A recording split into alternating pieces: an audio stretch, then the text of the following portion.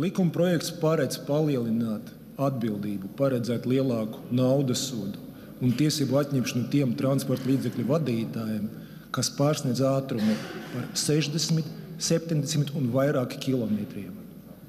Es piekrītu tam, ko es dzirdēju tikko no kolēģis. Ja mēs varētu piekrist, ja mēs runātu par cilvēkiem, kas pārsniedz ātrumu par 5, 10 kilometriem, par to var diskutēt. Bet, mīļie cilvēki, mēs runājam par personām, kas brauc ar ātrumu 200 km/h. Par ko jūs runājat?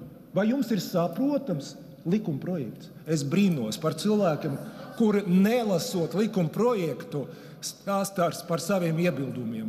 Cilvēki, kas brauc ar ātrumu 160, 170 km/h, apdraud savu dzīvību, apdraud citu cilvēku dzīvības un veselības. Un ko mums darīt?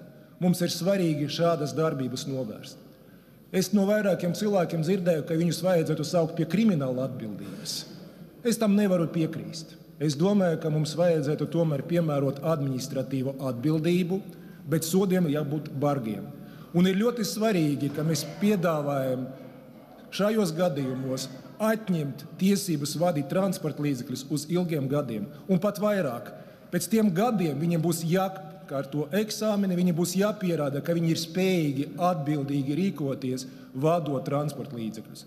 Kolēģi, es lūdzu atbalstīt šo likuma projektu, un es arī lūdzu to nodot juridiskai komisijai kā atbildīgai.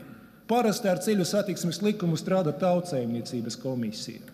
Bet šeit ir jautājums par sodu politiku, par to, kā reaģēt uz šādiem gadījumiem, kā novērst šādus gadījumus.